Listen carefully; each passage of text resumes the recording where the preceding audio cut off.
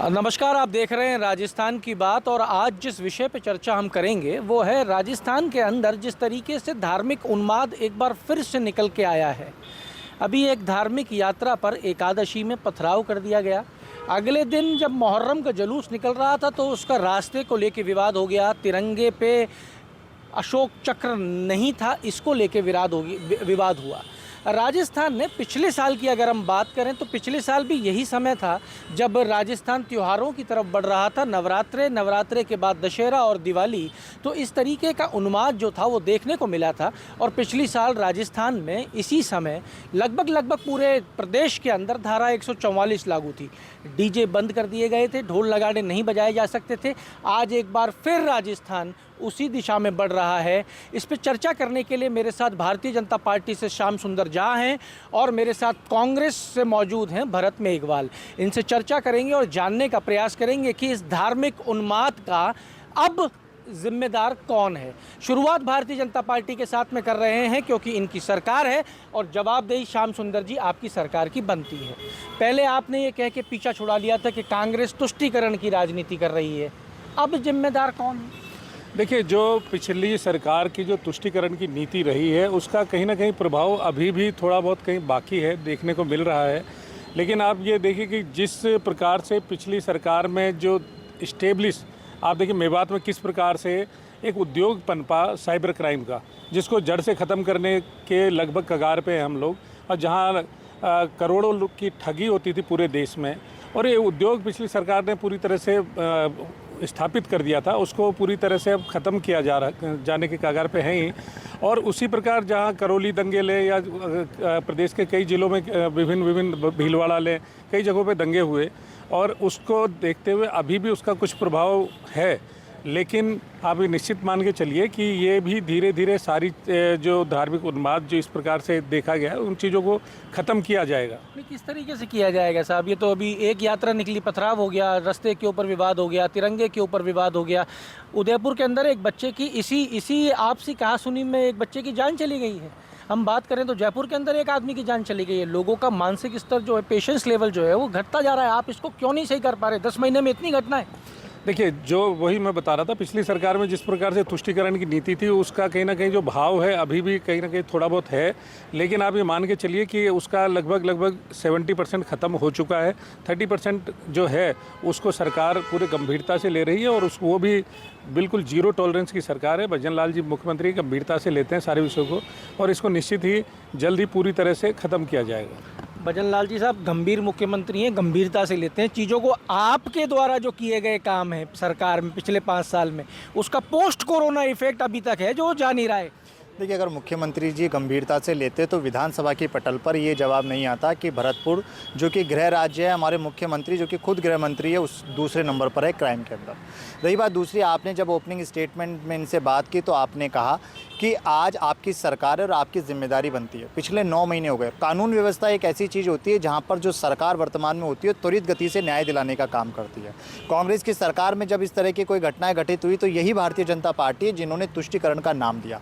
लेकिन आप देखिए कि आज पूरे प्रदेश के अंदर चाहे वो रेप की घटनाएं हो, चाहे वो अपहरण की घटनाएं हो, चाहे वो मेवात की ये बात कर रहे थे जहाँ से इनके सांसद और विधायक दोनों आते हैं, एक सुनार की दुकान में घुसकर उसको गोली मारने की घटना हो, नीमराणा के अंदर खुलेआम फायरिंग करने की घटना हो, या आए दिन चैन स्नैचिंग की घटनाएं हों, सांगानेर में ले लीजिए या कहीं भी ले लीजिए, किसी भी चीज़ पर किसी भी तरह का कोई लगाम नहीं लग पाया है। अव्यवस्थित ये सरकार है, ये सरकार चल नहीं पा रही है। मुख्यमंत्री जी आए दिन कहीं ना कहीं इधर उधर घूमते हैं। मुझे लगता है कि भारतीय जनता पार्टी को ये पब्लिक को आश्वस्त करना चाहिए कि हम न्याय प्रदान करेंगे और कानून व्यवस्था को सुदृढ़ता देंगे, लेकिन ऐसा हम कहीं भी नहीं देख पा रहे हैं। देखिए, कांग्रेस पार्टी कभी भी उन लोगों के साथ ना तो थी, ना है और ना रहेगी जो इस देश के तिरंगे के साथ, इस देश के संविधान के साथ किसी भी तरह की कोई खिलाफत करते हैं। लेकिन ये बहुत अचंभित करने वाली बात है, कोटा जो कि हमारे माननीय ओम बिरला जी लोकसभा अध्यक्ष है, उस शहर में अगर इस तरह का कोई झंडा फहराया जाता है तो उस झंडे पे मात्र एक रिपोर्ट दर्ज करके और उस झंडे को पुलिस कहती है ट्वीट करके कि हमने उसको बरामद कर लिया और एक क्षतिपूर्ति कर ली जाती है। कौन थे इस झंडे को फहराने वाले? कौन थे वो लोग जो धार्मिक उन्माद को फैलाना चाह रहे थे? उसके बारे में बात ही नहीं की गई। यही घटना अगर कांग्रेस की सरकार में हो जाती तो ना जाने कितना रोडों पर बवाल कर दिया जाता। आपको ध्यान होगा बिहार में भी यही घटनाक्रम हुआ है, और बिहार में भी जो गठबंधन है, गठबंधन में भारतीय जनता पार्टी है। तो जो दो चेहरा चाल चरित्र इस भारतीय जनता पार्टी का है वो पब्लिक के सामने आ गया है। साल भर होने को आए हैं, अब तो आप पीछा छोड़िए कांग्रेस सरकार के पुरानी बातों का, अब तो आप जिम्मेदारी लीजिए, लेकिन वही ढाक के तीन पात। तो मुझे लगता है कि भारतीय जनता पार्टी अब लोगों को भ्रमित नहीं करने वाली है। आपको ज्ञात हो कि जब बजट आया था और जब इन्होंने घोषणा पत्र दिया तो 17,000 नौकरियों की बात की थी इन्होंने, और कल 1 लाख की बात की थी इसी बिरला ऑडिटोरियम में माननीय मुख्यमंत्री जी ने। 12,500 नौकरियाँ दी अभी तक मात्र इन्होंने। तो कैसे ही अपने वादों को पूरा कर पाएंगे? महिलाओं की सुरक्षा किस तरीके से कर पाएंगे? किस तरीके से आम जन को आश्वस्त कर पाएंगे कि आप अपना व्यवसाय कीजिए? आप उद्योग की बात करते हैं, अरे लोगों के घर में घुस के तो डकैतियां हो जाती है, एटीएम लूट कर ले जाते हैं। मेवात में तो आपके सांसद हैं, और पिछले 2 बार से तो 25 के 25 सांसद आपको मिले थे,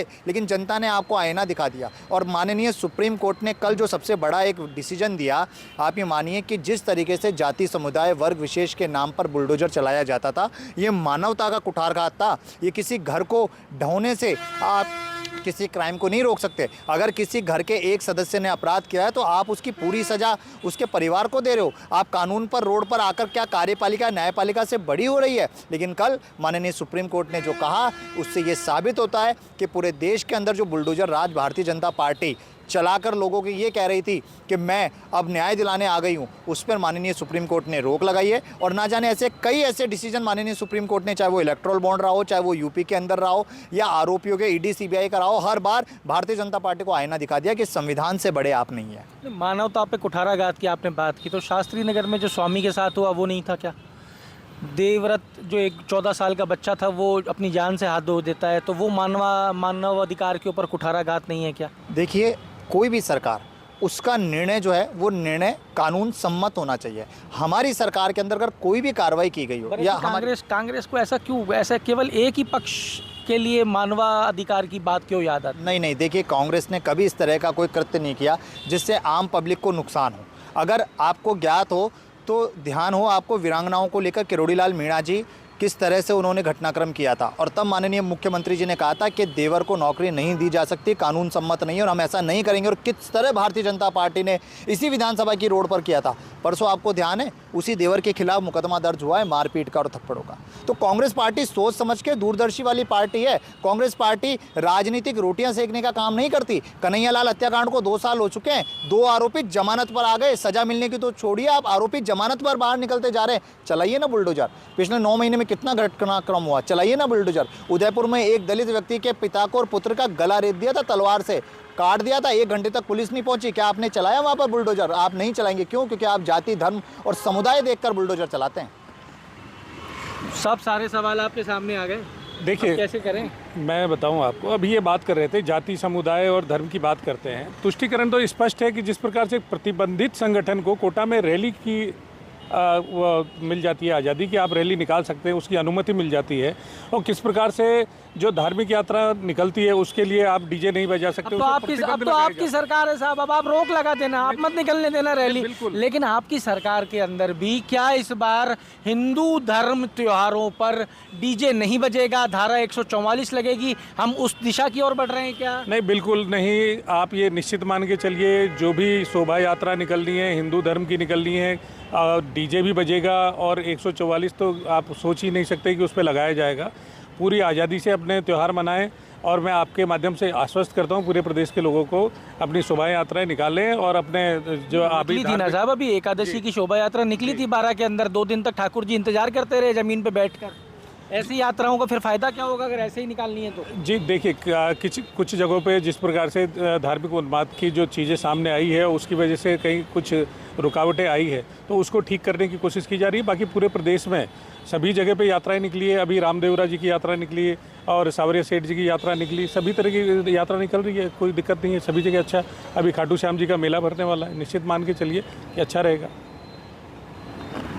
तो ये आप सुन रहे थे साहब, कांग्रेस को और भाजपा को इनका कहना है साहब कि अच्छा रहेगा सब कुछ। देखिए अच्छा होता तो पिछले 9 महीने और 10 महीने के अंदर हम सबको नज़र आ जाता। और आपने खुद ने सवाल करें, आप तो न्यूट्रल है, चैनल तो न्यूट्रल होता है और चैनल की विश्वसनीयता यही बताती है कि जिस तरीके से आपने सवाल पूछे कि क्या माहौल स्थापित हो रखा है। गठबंधन की ये बात ये कह रहे हैं कि हमने किसी को अनुमति दे दी, अरे इन्होंने तो गठबंधन करके सरकारें चलाई है ऐसे संगठनों के साथ में। तो मुझे लगता है कि भारतीय जनता पार्टी को अब जागना चाहिए। जिस तरह से माननीय पूर्व मुख्यमंत्री वसुंधरा राजे जी ने कहा था कि पद का मद ना हो और घमंड ना हो, मुझे लगता है कि आज मुख्यमंत्री जी पीतल की लौंग पहनकर उसको सोना ही समझकर बैठे हैं और वो जाग नहीं रहे। धरातल पर उतरें, काम करें और काम करके जनता को आश्वस्त करें, वरना कांग्रेस पार्टी, माननीय प्रदेश अध्यक्ष जी ने बार बार कहा है, पूर्व मुख्यमंत्री जी ने और टीकाराम जूली जी ने भी कहा है कि कांग्रेस पार्टी सदन और सड़क दोनों पर आकर संघर्ष करेगी और जनता के हितों की बात सदैव करती रहेगी। देखिए, कांग्रेस प्रवक्ता का कहना है कि भारतीय जनता पार्टी को अब जागना चाहिए और भारतीय जनता पार्टी का कहना है कि ये पोस्ट इफेक्ट है जो पिछली 5 साल के कांग्रेस सरकार के हैं, जो अभी तक नज़र आ रहे हैं, लेकिन इनको कंट्रोल किया जाएगा। अब मुद्दे की बात यह है कि क्योंकि हम धार्मिक उत्सवों की तरफ बढ़ रहे हैं, क्या इस 5 साल भी कर्फ्यू, धारा 144, डीजे ढोल नगाड़ों पे बैन लगा रहेगा क्या? ये देखने वाला विषय होगा, क्योंकि ये भविष्य के गर्भ में है। दावे सभी बड़े बड़े करते हैं, दावे भाजपा भी कर रही है और आज कांग्रेस भी दावे कर रही है कि धार्मिक उन्माद का माहौल नहीं होना चाहिए, पर इनके समय था। जुड़े रहिए हमारे साथ। अमर उजाला के लिए जयपुर से मैं आशीष। अगर आप ये वीडियो YouTube पर देख रहे हैं तो हमारे चैनल को सब्सक्राइब करें और बेल आइकन को दबाना ना भूलें। अगर आप Facebook पर ये वीडियो देख रहे हैं तो हमारे पेज को लाइक करें।